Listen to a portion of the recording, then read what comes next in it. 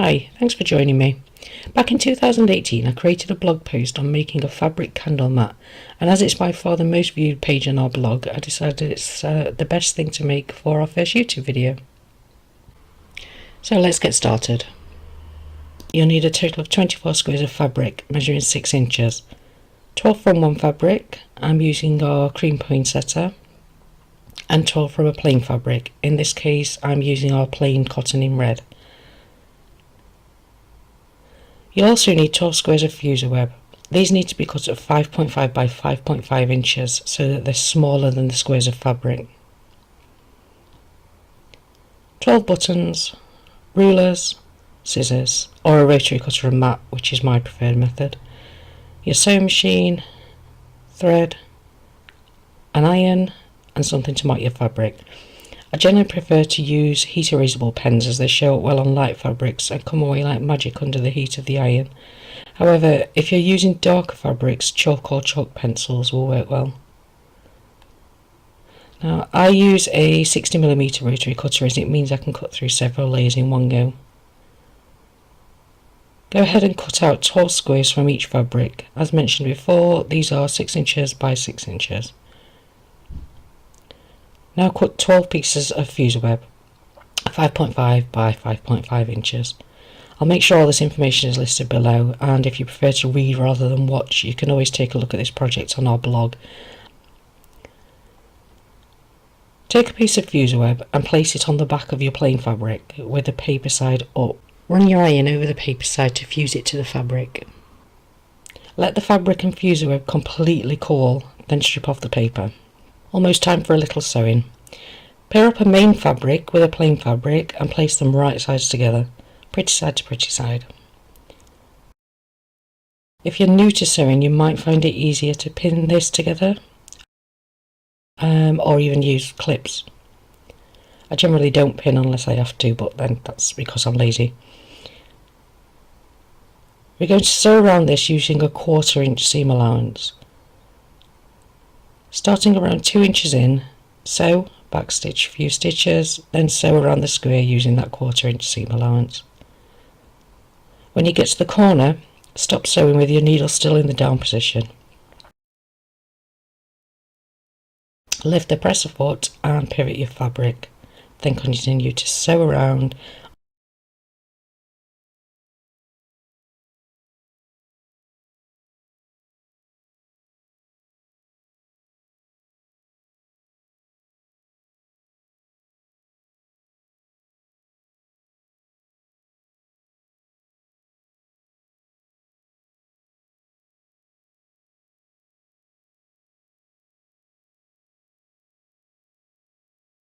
Until you're 2 inches in on the opposite side of that starting edge, then backstitch again to reinforce the last few stitches.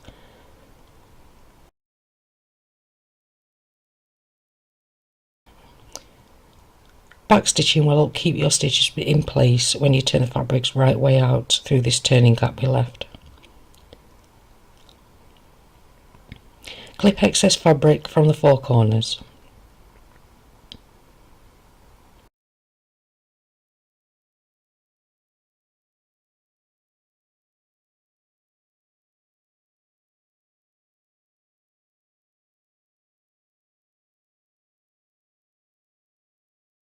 And remove any loose threads.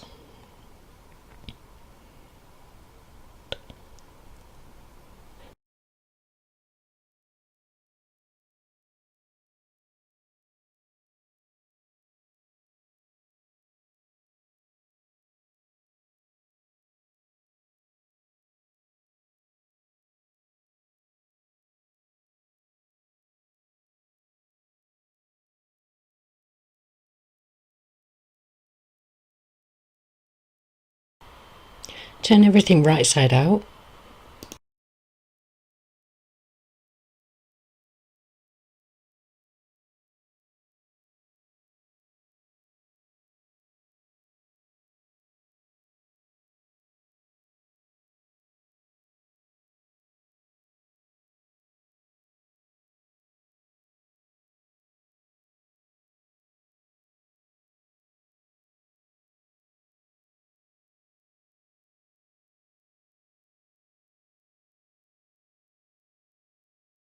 We want these edges as flat as possible. I use a corner and edge shaper to poke out the corners as much as I can, but be careful not to push too hard. You don't want this thing coming through the stitches.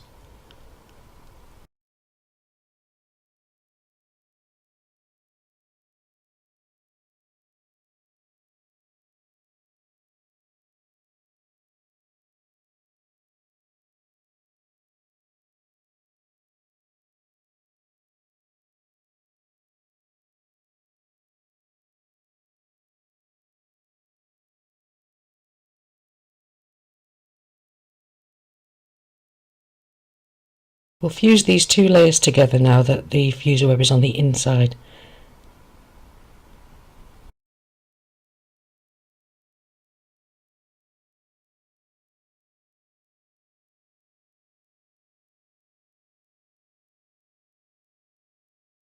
Give it a good run over with your iron. Try to stay away from the gap as much as you possibly can.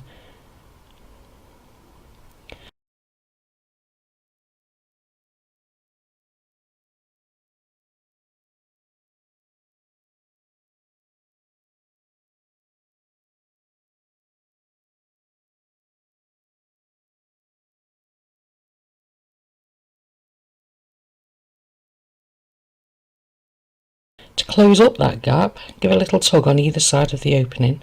The fabrics will want to automatically draw inside. Top stitch around the entire square close to the edge. This closes up the gap and leaves you with a nice finish around the squares. Using the heat erasable pen, mark from the top right corner down 4 inches. Then mark from that same point over 4 inches.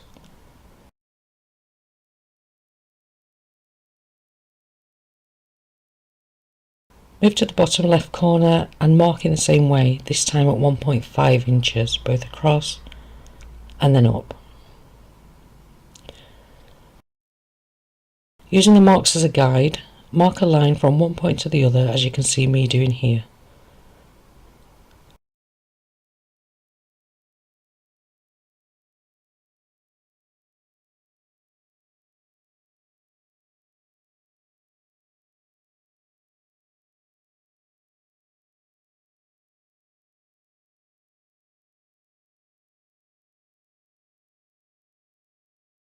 These are stitch lines, don't panic about the lines themselves. Once they're stitched, just run the iron over them and it will remove them.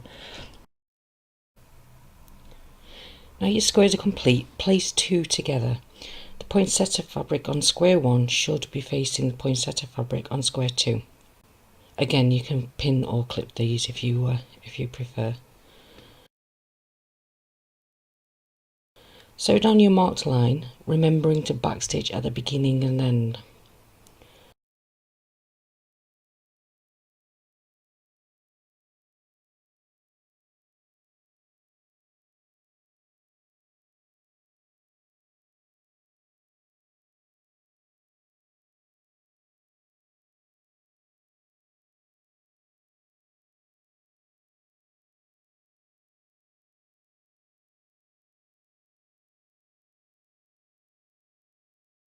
Open up those 2 squares so that the fabric from square 1 is out of the way and place a 3rd square against the 2nd.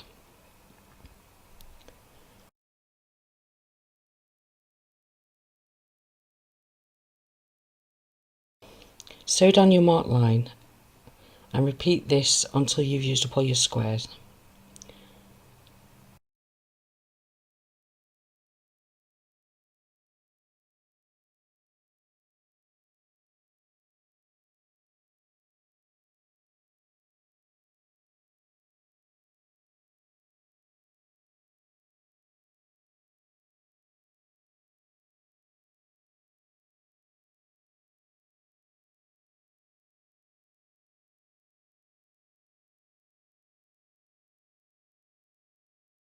The final line of stitching will join your first square to your last square and that will form a circle.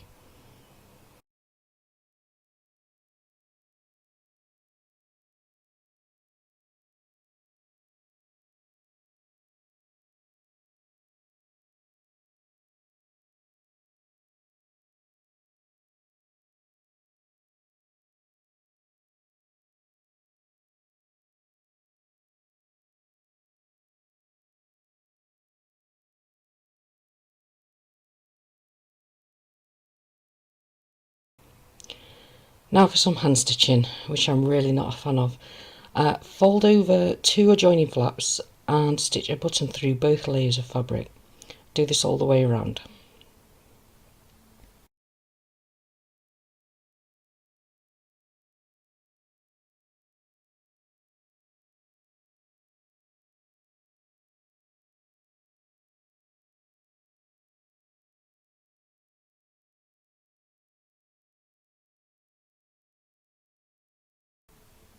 Pop in a candle and there you go. Please consider subscribing so you're the first to see any of our new videos, and thank you for watching.